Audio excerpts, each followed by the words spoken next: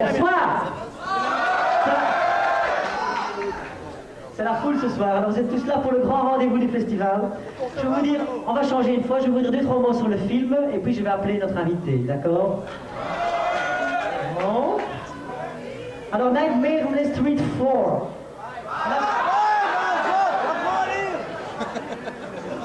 After 4 there is 5, and after 5 there will be 6.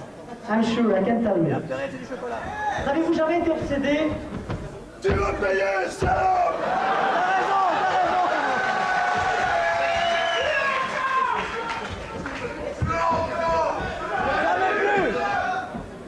Par corps interposé, il prend sa revanche, comme d'habitude.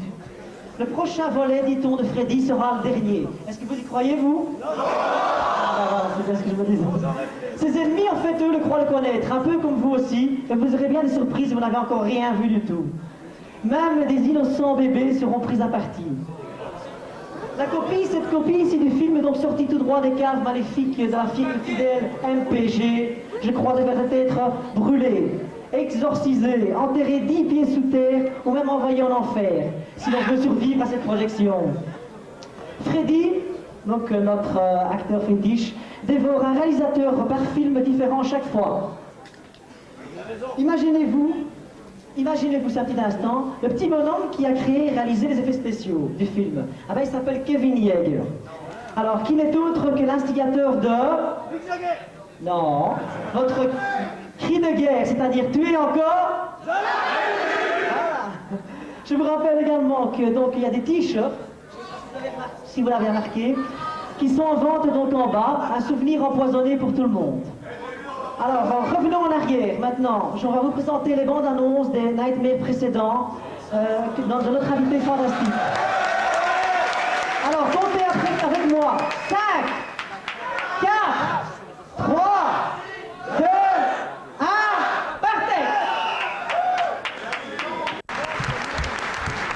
Alors, il a débuté sa carrière avec des acteurs tels que Henry Fonda, Jeff Bridges, et des réalisateurs tels que Top Hooper et Wes Craven. On le connaît pour ses rôles de méchant, de sadique, mais à l'écran, c'est sans oublier qu'il a fait aussi des rôles de composition, comme dans la série V, à la télévision. Il a assis sa réputation sur des rôles de composition, et il a su imposer sa personnalité. S'il est très connu pour le rôle de Freddy Krueger, vous verrez, il a fait des rôles surprenants aussi, comme le rôle de notamment Phantom of the Opera qu'on vous présente jeudi prochain. Il est l'idole d'une certaine jeunesse en quête de sensations, et le fantastique pour lui fait partie de sa vie intégrante. Pourtant, c'est quelqu'un de très paisible, vous allez voir. Sous son masque se cache un acteur plein de fougue et de volonté, de sérieux aussi, et d'humour, évidemment. Et s'il utilise ses griffes, c'est pour se battre, parce que dans ce métier-là, ne passe que ceux qui en veulent. Et cet acteur-là, on sait qu'on peut toujours compter sur lui, on attend en tournant. Alors voilà, maintenant je voudrais vous présenter notre invité vedette, j'espère que vous lui ferez une ovation. Welcome for the first time in Belgium, Robert Englund!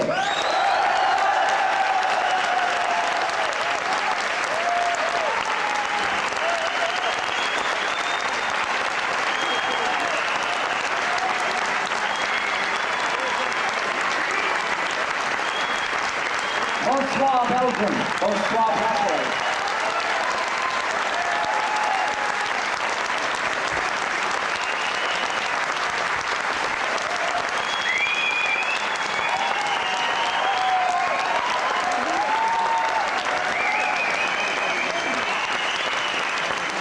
Thank you.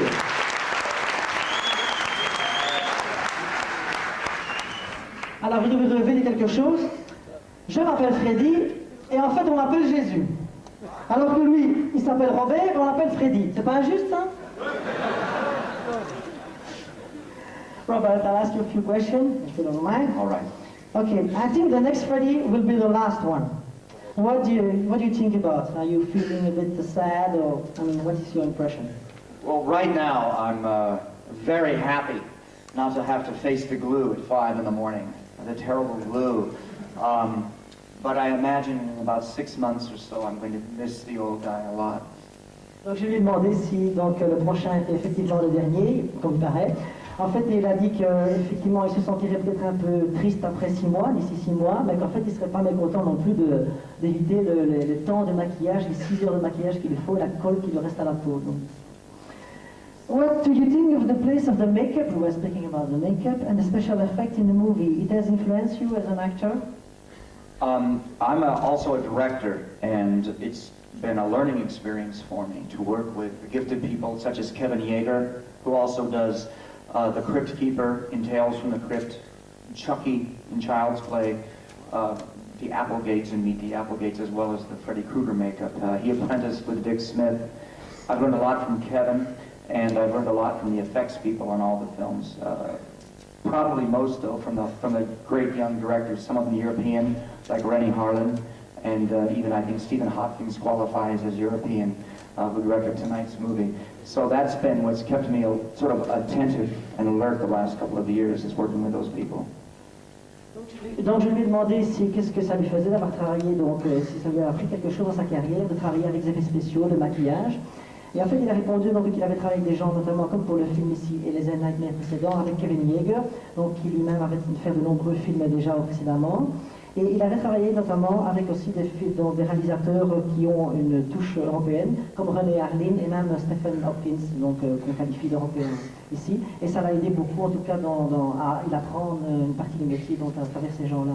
Excusez-moi, Yeah. may I also add, in tonight's movie, the sequence where the young actor turns into a motorcycle was orchestrated by Alan Monroe, who won the Oscar in America for the effects in Beetlejuice. Unfortunately, much of the sequence was cut out because the censors in America were sort of chasing New Line Cinema because they had marketed Freddy for a younger audience. But the stuff that survives in tonight's movie is brilliant in the motorcycle transformation, and that was all done by Alan Monroe, who's very, very gifted effects man also. Donc il voulait souligner qu'Alan Monroe, qui a fait une partie des effets spéciaux sur le film ici, avait fait une séquence tout à fait originale, donc de changement de la gueule d'un des personnages, en une bécane, en fait une moto, c'est ça. Et ils ont suivi c'est en toutes les langues. Hein. Harley Davidson! Ok, et donc,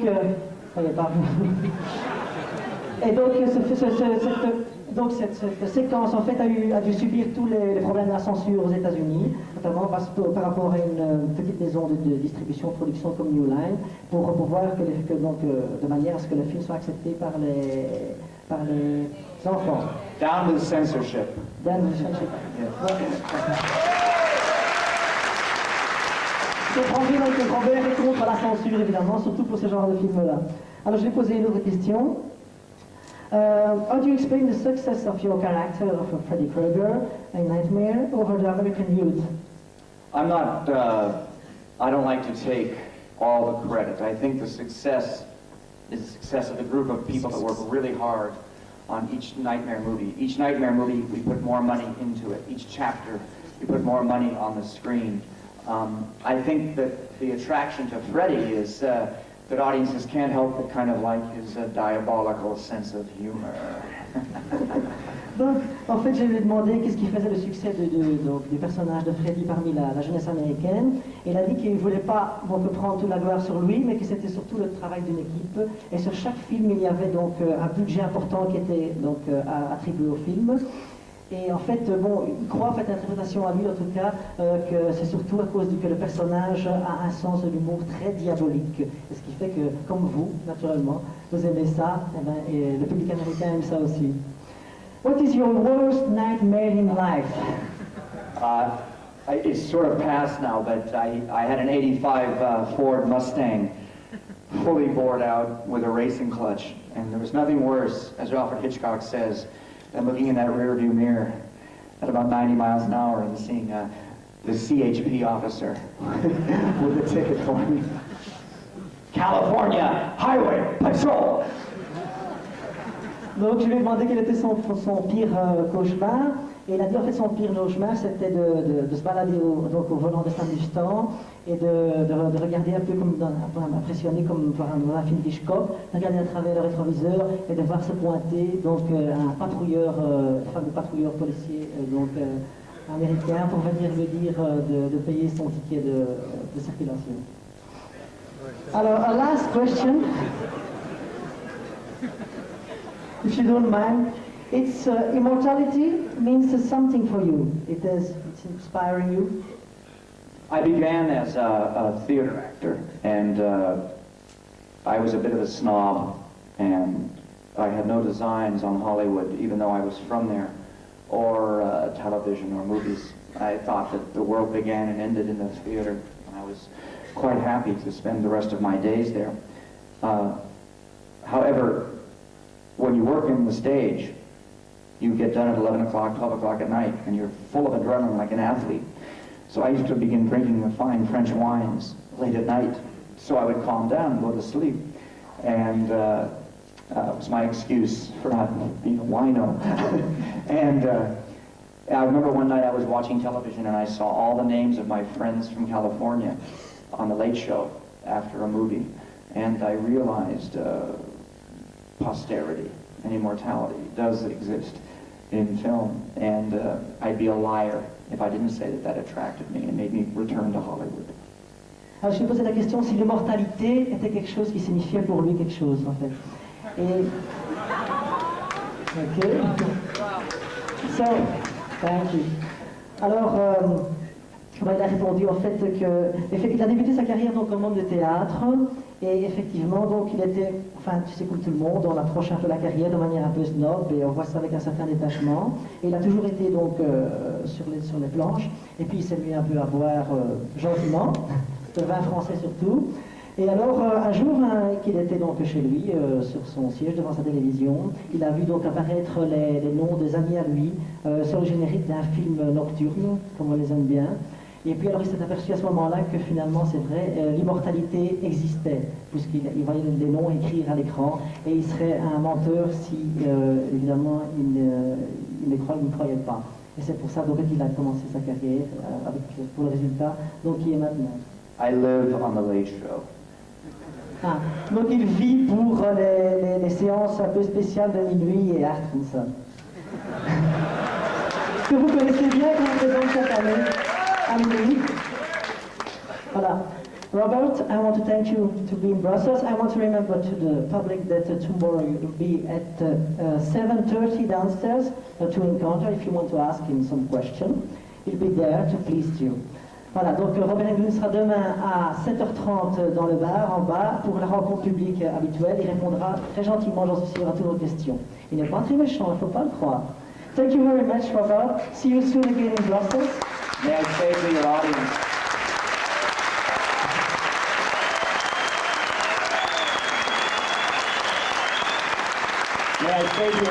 that I've had the privilege the last 5 or 6 years of traveling a lot and getting around, and I just want you all to know that you're very fortunate to live in one of the finest cities I've ever been in, and I mean it truly. This is a great place. Thank you.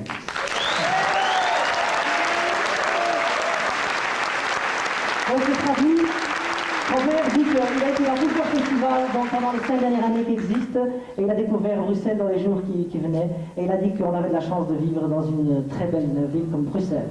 Merci. So come back whenever you want. Brussels is here for you.